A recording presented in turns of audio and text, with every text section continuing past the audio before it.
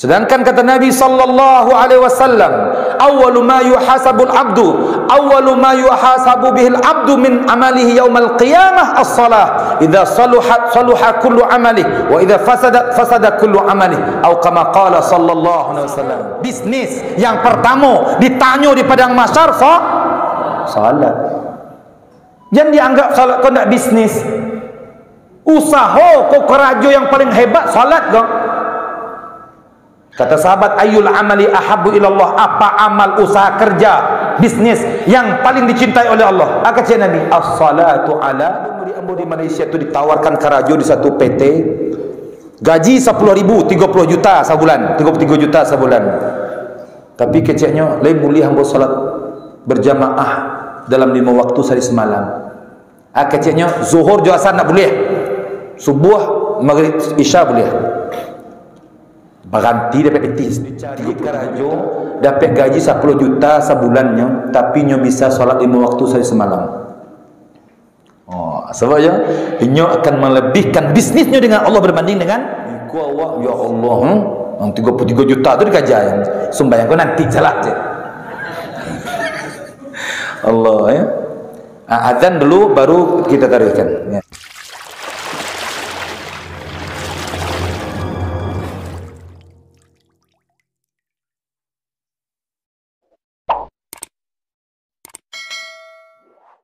Bismillahirrahmanirrahim. Assalamualaikum warahmatullahi wabarakatuh.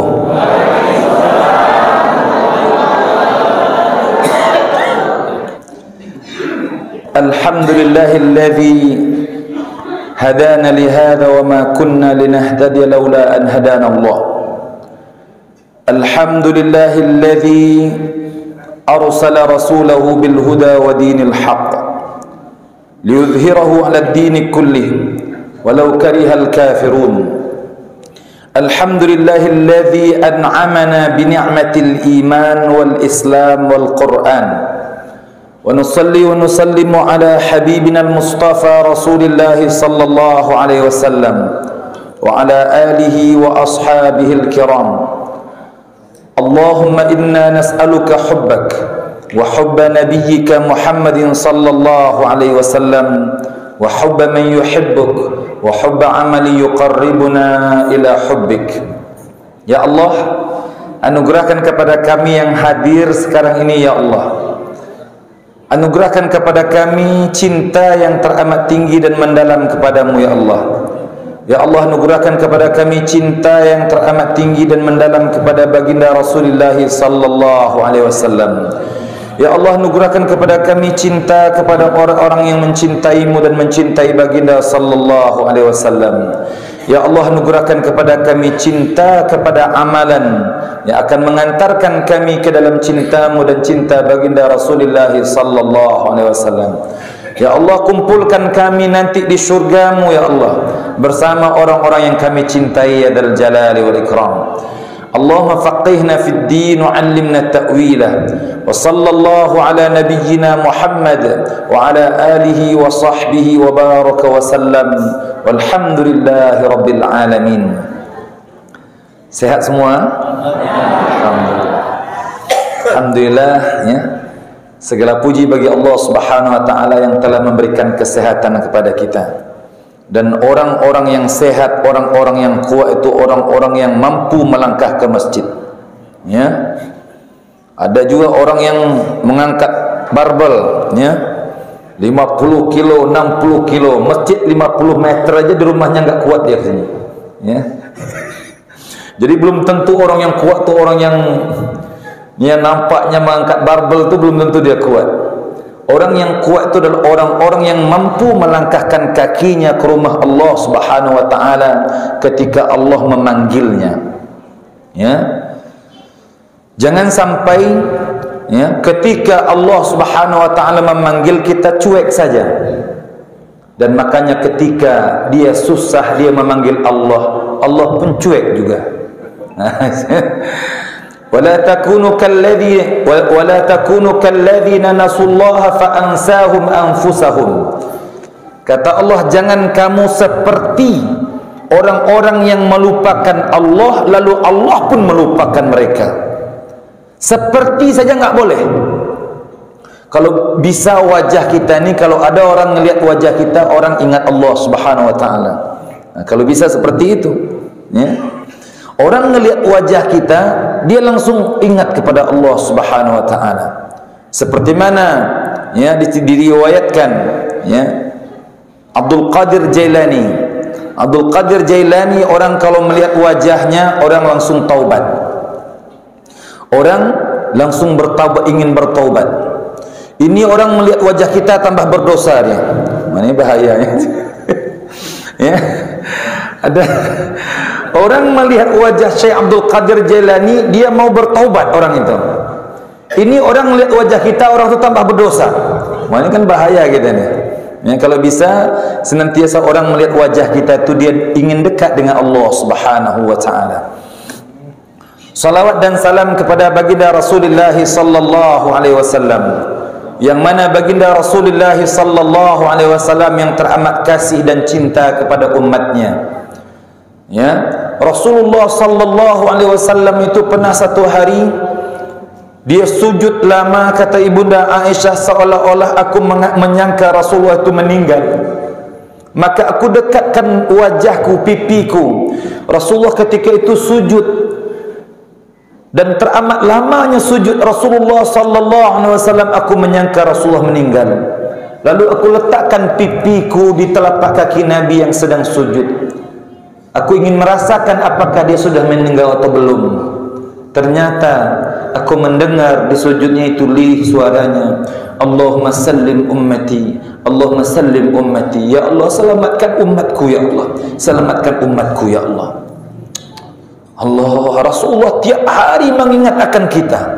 Rasulullah menangis, dia tahu bagaimana nasib umatnya nanti di akhirat. Ketika perjalanan Mi'raj itu, Allah memperlihatkan neraka dan siapa saja penghuninya. Seolah-olah digambarkan oleh Allah kepada Rasulullah sallallahu alaihi wasallam, Jibril, siapakah dia Jibril? Mereka adalah umatmu ya Rasulullah. Makanya Rasulullah setelah Mi'raj itu Rasulullah senantiasa banyak menangis.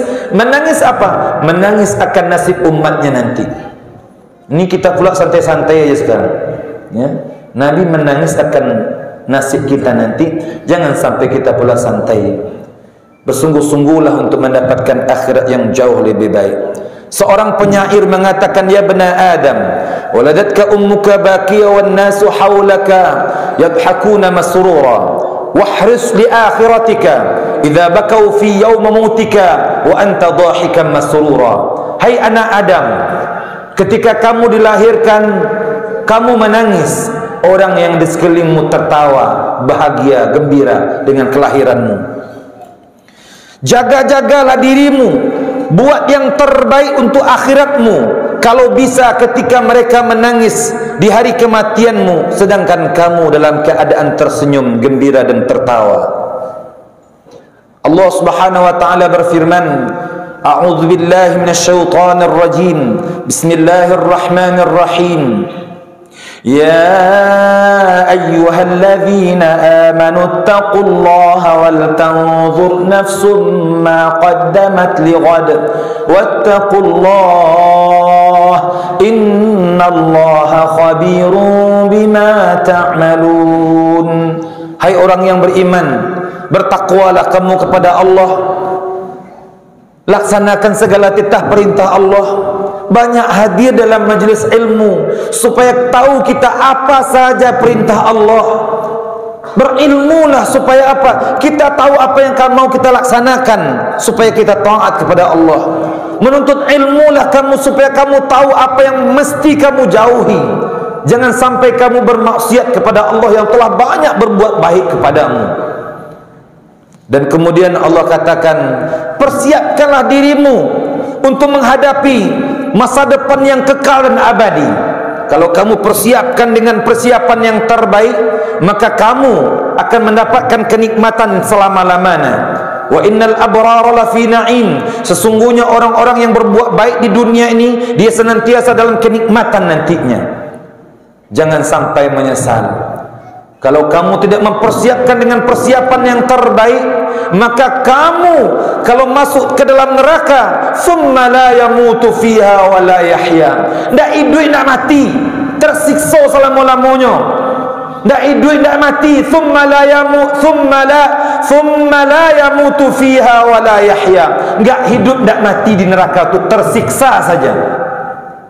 Sampai dalam surah Sabah kalau tidak salah, wa hum yastarikhuna fiha rabbana akhrijna na'mal salihan ghayra alladhi kunna na'mal awalam nu'ammirkum ma yatadhakkaru fihi man tadhakkar. Ketika ahli neraka itu meraung-raung, menangisnya, Tuhan tolong rehatkan, istirahatkan kami sabantajan di adab Tuhan, sabanta senyo. Apa kata Allah? Awalam nu'ammirkum ma yatadhakkaru fi man tadhakkar. Bukankah kami sudah memberikan kehidupan yang panjang kepadamu untuk kamu taubat, untuk kamu dekat denganku, kata Allah. Tapi kamu melupakan aku, kata Allah Subhanahu wa taala. Mudah-mudahan kita senantiasa dekat dengan Rasulullah sallallahu alaihi wasallam yang mencintai kita, dan mudah-mudahan kita juga mencintai Rasulullah sallallahu alaihi wasallam dengan banyak bersalawat ke atas baginda sallallahu alaihi wasallam. Sallu ala khairil anam al-mustafa badrit tamam, sallu alaihi wa sallimu yashfa' lana yawm az-ziham, ya nafsu tibi bil liqa, ya ainu qarri a'yuna, hadha jamalul mustafa anwaruhu لاحت لنا بشرى لنا نلنا المنى زال العنا وفالهنا والدهر أنجز وعده والبشر أضحى معلانا. صلوا على خير الأنام. Bersalawatlah kita kepada makhluk yang terbaik, yang mana Nabi sallallahu alaihi wasallam yang akan memberikan syafaat kepada kita nanti di akhirat. Pemberi syafaat yang terbesar di akhirat adalah Rasulullah sallallahu alaihi wasallam. Ustaz lupa apakah Ustaz dah pernah menyampaikan di sini atau belum. Nanti ketika di padang mahsyar berbondong-bondong umat Rasulullah ini mencari yang akan memberikan dia syafaat, maka pergilah umat Rasul, diriwayatkan dalam Imam Al-Bukhari, dalam hadis Imam Al-Bukhari, berlari-lari umat Rasul ini kepada Nabi Adam, wahai ayah manusia, berikan kami syafaat, kami nampaknya tidak selamat ini. Apa kata Nabi Adam? Nafsi, nafsi, diriku, diriku, aku pun belum tentu selamat lagi, sebab aku pun pernah melaksanakan kesalahan. Allah melarang aku meminum, Allah melarang aku memakan buah khuldi, aku makan buah itu dengan istriku, lalu aku dicampakkan oleh Allah daripada kenikmatan syurga ini. Nafsi, nafsi, diriku, diriku. Pergilah ke Nabi yang lain, berlarilah umat Rasulullah kepada Nabi Nuh. Maka Nabi Nuh pun mengatakan, nafsi, nafsi, diriku, diriku, aku pun belum tentu selamat, sebab aku merasa bersalah ketika aku berdoa, ya Allah hancurkan, musnahkan seluruh orang kafir di muka alam ini, di alam ini ya Allah. Rasanya enggak layak seorang Nabi berdoa seperti itu. Rabbana la tadhar 'alal ardi minal kafirina dayyara. Ya Allah, jangan sisakan orang kafir yang ada di muka bumi ini. Aku merasa bersalah rasanya. Kalau Rasulullah SAW gimana? Ketika dilempar di Taif, semua orang melempar dia sampai berdarah-darah kakinya. Ya Allah, sampai malaikat gunung mengatakan, ya Rasulullah, kalau engkau izinkan, maka aku angkat bukit Taif ini, aku hempak mampus semua orang-orang Taif ini. Tapi Nabi sallallahu alaihi wasallam mengatakan, wahai malaikat gunung, innahum qaumun la ya'lamun, sesungguhnya mereka kaum yang tidak tahu, yang belum tahu aku. Mudah-mudahan Allah mengeluarkan di tulang sulbi mereka orang-orang yang menyokong dakwahku. Ternyata doa Nabi makbul. Ya, doa Nabi Makbul. Makanya kalau kita sedang susah hati itu, jangan ngomong yang enggak-enggak, jangan ngomong yang jelek-jelek, ngomong yang baik-baik. Disakiti orang, dianiaya orang, difitnah orang, jangan ngomong yang jelek-jelek, ngomong yang baik-baik aja. Ya, sebab apa? Fa innal malaikata yu'minuna ala ma taqulun. Malaikat itu mengaminkan apa yang kamu ucapkan ketika kamu susah hati itu. Makbul doa kita, maka ucapkan ucapan yang baik. Ya, anak-anak muda ketika tersakiti, ketika ditipu, yang berbisnis, maka jangan sekali-kali mengeluarkan kata-kata sumpah serapah, tapi kalau bisa mengatakan, ya Allah kayuan ambo ya Tuhan. Nah, sehingga ambo bisa berbuat baik dengan orang-orang yang menyakiti ambo Tuhan. Ya, kalau lah kayu tu disakiti dia orang dah, dia gi hadiahnya, dah elok orang tu lain. Nah, ya, dia gi hadiahnya. Kecil Nabi saling berbagi hadiahlah, dia akan menumbuhkan rasa cinta. Ikut orang menyakiti awak, tambah menyakitinya loh. Ya, miriang muka orang tu miriang muka awak. Ya, orang miriang sebentar sekali, nyo miriang 10 kali. Ya Allah, emangnya kamu aja teman saya? Ya, banyak lagi kawan saya. Tak boleh begitu. Kan saya pernah dimaki oleh murid saya sendiri, oleh jemaah sendiri, makinya karena salah faham, dimakinya ustaz apaan, pembohong, pendusta. Hanya gara-gara saya mengatakan kepada anak murid saya, merupakan anaknya, siapa yang hafal surah Ad-Duha dikasih duit 10 ringgit. Ya, dikasih duit 10 ringgit. Karena hafalannya enggak lengkap, yang di ujung tu enggak fasih, saya kasih 5 ringgit dulu. Ya, saya kasih 5 ringgit. Rupanya saya bilang tamatkan, baguskan, nanti 5 ringgit lagi. Dia ngomong sama ayahnya, Ustaz Iqbal tu pembohong, katanya mau ngasih duit 10 ringgit, kasih 5 ringgit. Wah, dimakinya Ustaz, ditelepon sama ayah, dimakinya Ustaz. Ustaz bilang, bang, jangan memaki Ustaz dulu bang, apa masalahnya? Kita duduk ngobrol, kita ngopi. Ya, ngopi itu apa? Ngobrol perkara iman. Nah, maksudnya jangan maki-maki dulu bang, ngopi dulu kita. Apa masalahnya? Tetap dimaki Ustaz. Allah, dia pengurus bagian keramaian. Maksudnya untuk meramaikan masjid ini ada pengurusnya. Kalau di Malaysia itu untuk meramaikan masjid supaya ramai ini ada pengurusnya, ramai orang. Ya, kalau sekarang ini kan Pak Rudi lah hasilnya. Sebab apa? Setiap orang yang dia bawa ke masjid, bahkan dia mendatangkan ustaz, maka ketika majlis ilmu terjadi, maka dia mendapatkan seluruh pahala orang yang hadir, termasuk pahala ustaz itu sendiri. Allah, ya. Tapi ketika sampai di masjid dia marah sama ustaz, ustaz pun ingat hadis Nabi sallallahu alaihi wasallam. Man hajara akhahu, ya, fauqa thalath. Siapa yang memusuhi saudaranya, tidak berbicara dengan saudaranya di atas 3 hari, falaisa minna, bukan umatku, kata Nabi. Tak diakui dan Nabi nanti dah. Latih-latih sembahyang, latih-latih pergi haji, latih-latih berkorban. Tapi ketika nyetasi orang sakit tak bertegur sapu dah. Kecil Nabi, bukan umatku. 3 hari tak bertegur sapunya. Ambo takut dengan hadisku, ambo sapunya. Assalamualaikum kecamu. Waalaikumsalam. Nyo dijawabnya juga tapi kareh tidak. Besok bersobok dulu ya. Assalamualaikum. Waalaikumsalam. Tambah berisar tidak. Assalamualaikum. Waalaikumsalam. Nah, akhirnya sampai 10 kali dakek akhirnya. Yang ke 10 tu alun turun, boleh alun berparkirkan tu boleh. Jendela tak buka. Assalamualaikum Ustaz, kopi katanya. Allah. Jadi ternyata memang kadang-kadang iblis syaitan yang mencoba untuk memisah-misahkan kita. Kenapa kita susah rezeki kita? Kenapa kita susah kehidupan kita? Sebab masalahnya masalah iko. Man arada an yubsata lahu fi rizqihi, an yubsata lahu fi rizqihi wa yusa'alahu fi atharihi falyasil rahimah. Siapa yang ingin diluaskan rezekinya, kecil Nabi ingin luas rezekinya, panjang umurnya, hubungkan silaturahim.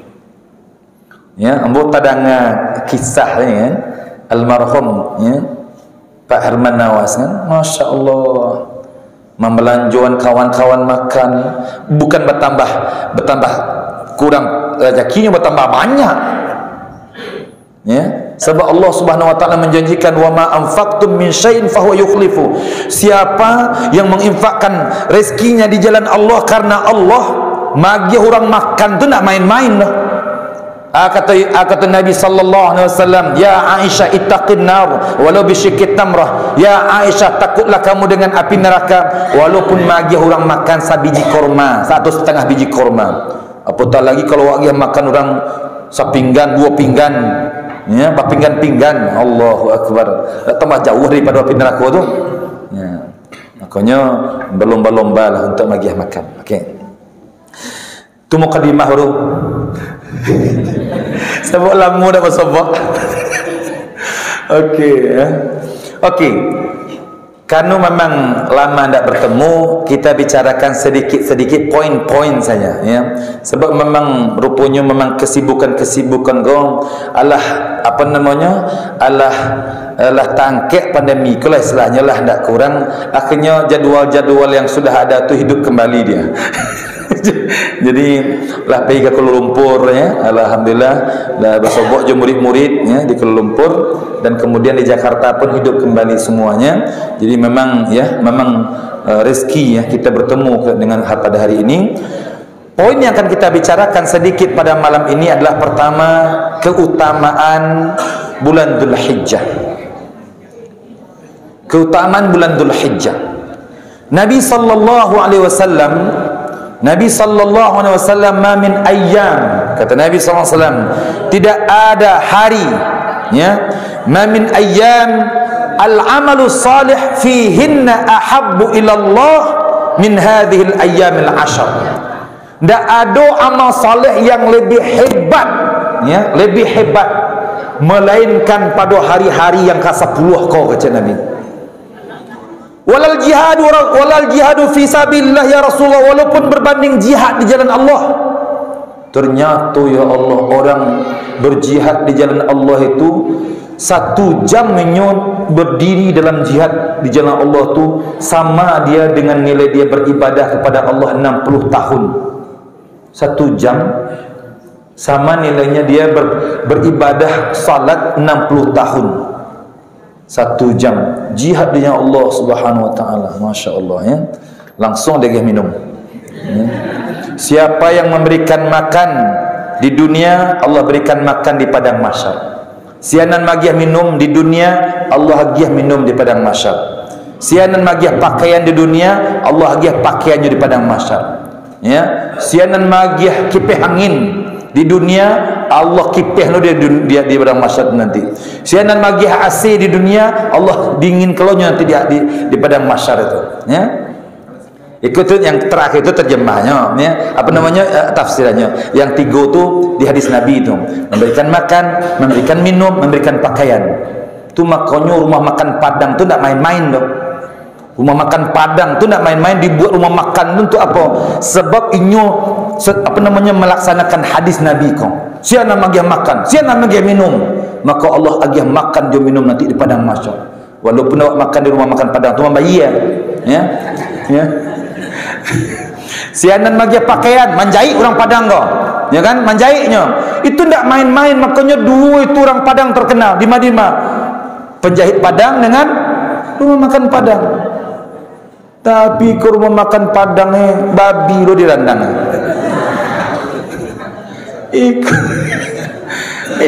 Ikan tak batu. Dan memang boleh kita mengadukan ke kepolisian. Boleh. Sebab apa? Sebab kalau randang Padang tu tak ada babi, tak boleh yang haram. Harus yang halal. Ya. Sebab apa? Al-urf muhkamah. Itu hukum uruf, itu kebiasaan itu jadi hukumnya. Dalam kaedah usul, al-urf muhkamah, ya. Kebiasaan yang baik itu akan menjadi hukumnya. Jadi kalau ada nama lencang, asyang rasanya. Jadi sebab apa orang Minang nyo marandang, sebabnya adalah dalilnya, ya kan, ada dalilnya. Tentu sesuatu yang halal yang kedirandang, sebab adat bersendi syarat bersendi kitabullah. Jadi yang orang Minang kok identik dengan keislaman. syariat. Itu makanya boleh diganggu-gugatnya. Digugatnya boleh. Yang babi ambo, ya Allah. Babi ambo, babi den bahasanya. Allah, itulah. Ikonya lah dipancing-pancingnya, sepertinya memancing keadaan di zaman apa? Cordova. Ya, di zaman Cordova. Kalau dipancing seketika, kalau tidak ada orang reaksi lah, dihancurnya orang semua. Tapi kalau selagi masih ada reaksi, tunggu dulu cek.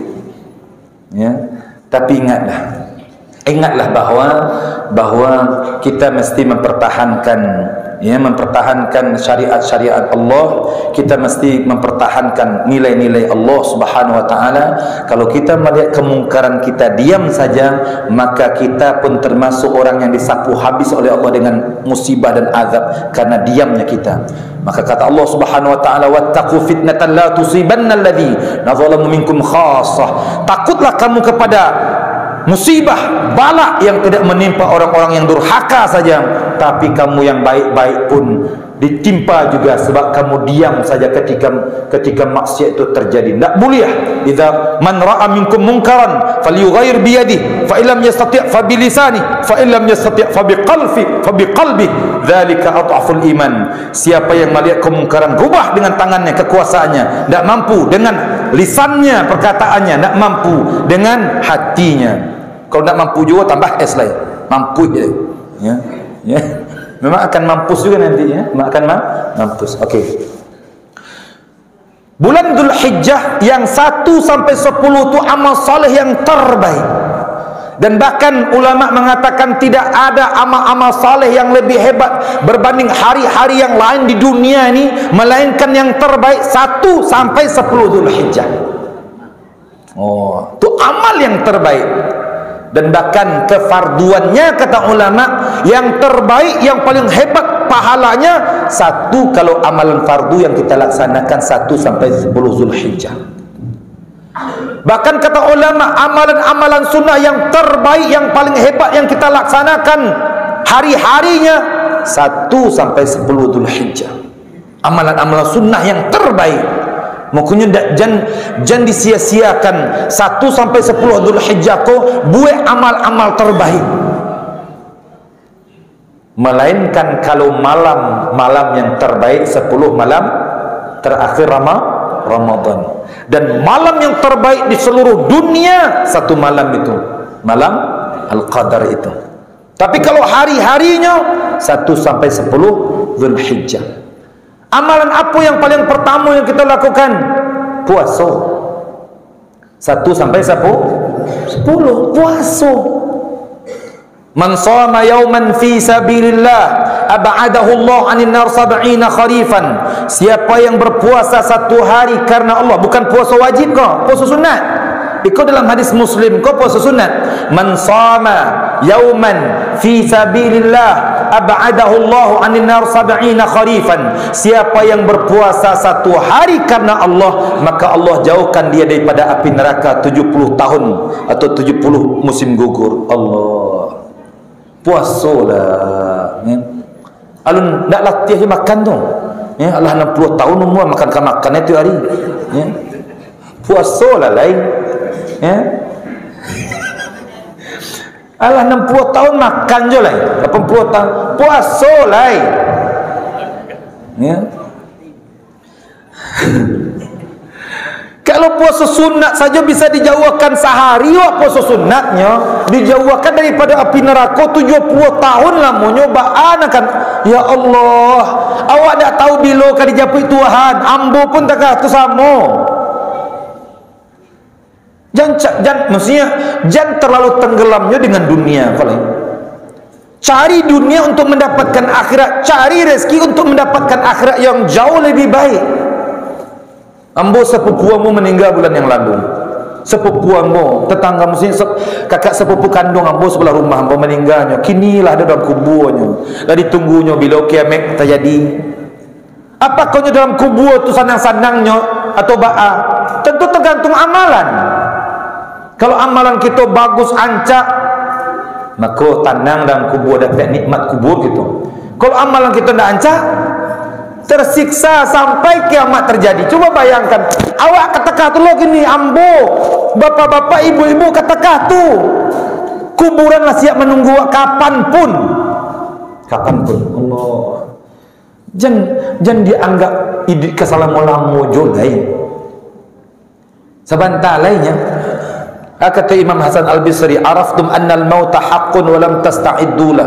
Kamu tahu kematian itu pasti akan mendatangi kamu, tapi kenapa kamu tidak mempersiapkan diri kamu dengan yang terbaik sesegera mungkin? Awak tiap hari ko 3 je langkah awaknya. Pertama melangkah ke menuju kubur, ya.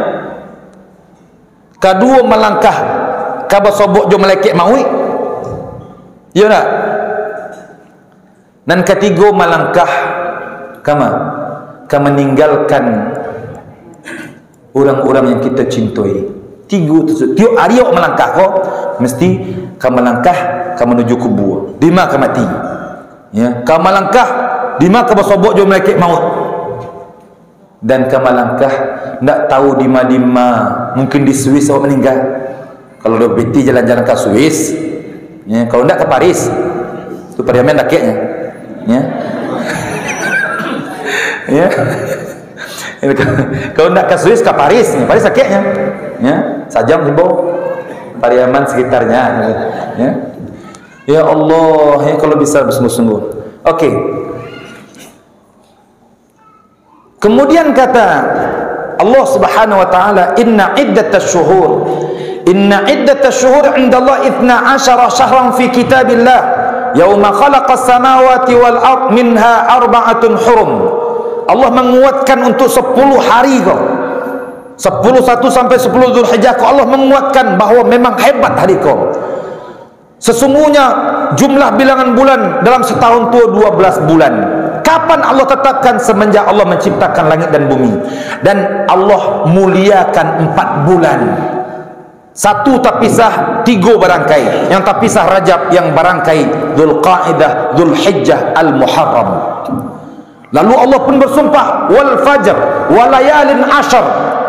Sebahagian ulama mengatakan walayalin ashar ni ditafsirkan dengan 10 malam yang terakhir Ramadan. Ditafsirkan 10 hari pertama di bulan Dzulhijjah. Makanya laksanakanlah amal-amal yang terbaik. Bersedekah, ya. Kalau bisa, ya, ada 7 perkara amalan yang akan mengikuti kita setelah kematian kita. Alun pernah sampai itu? Alun kadang-kadang dek banyaknya kalau tu bertanya tu. Ya, nanti ambo ka bertanya jo Pak Abbas ya. Ya, Pak Bas ya. Bertanya kolah kalau ka berceramah di Arab Suku, Pak Bas kolah ambo sampaikan alun. Ya. Lah dari kamera.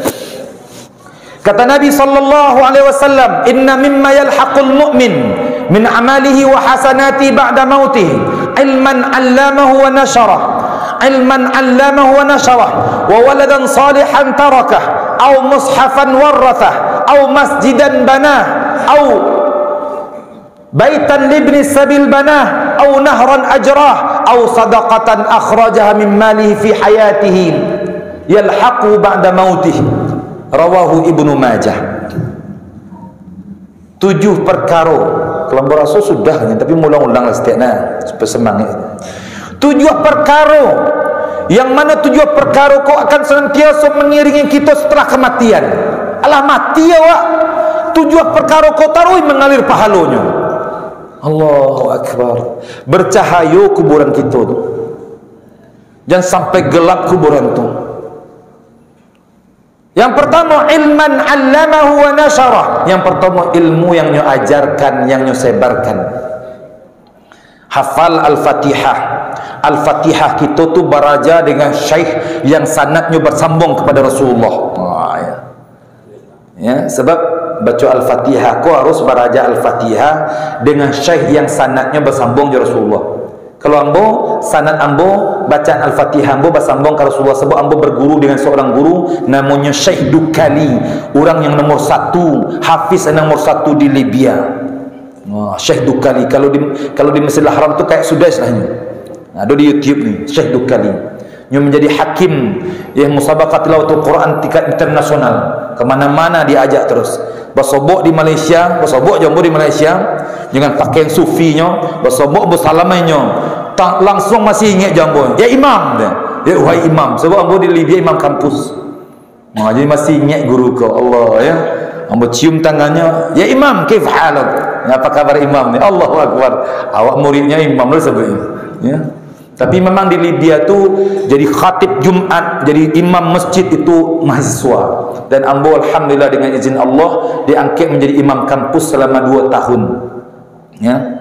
Pernah satu hari Rabitah Alam Islami datang, seluruh ketua-ketua Islam datang ke Libya daripada Saudi, Indonesia, Malaysia, Komoro, macam-macam datang. Ambo surah, ambo apa, kerana ada Menteri Agama Saudi kan. Tafadhal ya ayuhas syekh. Kata ambo silakan ya Menteri Agama Saudi untuk jadi imam. Hanya sebut tafadhal anta ahaq.